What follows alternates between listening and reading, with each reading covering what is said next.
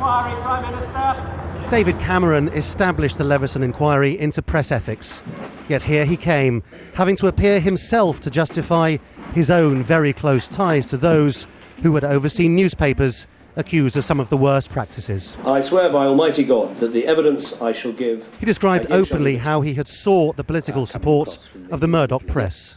Of course, I wanted to win over newspapers... Yet, perhaps inevitably, he insisted this did not lead to corrupt practice in government, did not imply his party would in turn favour corporate deals for the Murdochs. There was no overt deal for support, there was no covert deal, there was no nods and winks, there was a Conservative politician, me, trying to win over newspapers, trying to win over television, trying to win over proprietors, but not trading policies for that support. This despite the revelation of a text message from the former head of News International, Rebekah Brooks, on the eve of a major speech Mr Cameron was about to make, in which she said this: "I'm so rooting for you tomorrow, not just as a proud friend, but because professionally we're definitely in this together. Speech of your life, yes he can."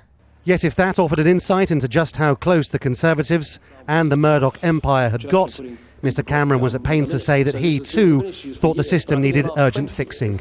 I think the relationship has not been right. I think it has been too close, as I explain in my evidence, and I think we need to try and get it on a better footing. Mr Cameron's testimony demands many things of the public.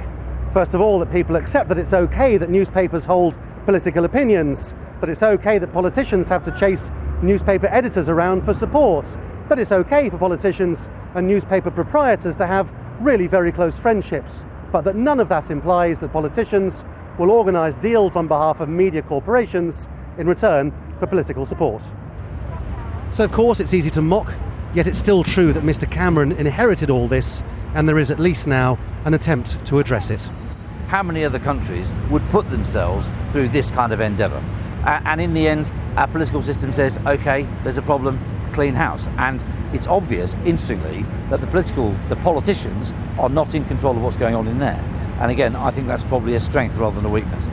So, no great bombshells, though it's already abundantly clear that the Murdoch press has had politicians in its pocket for years.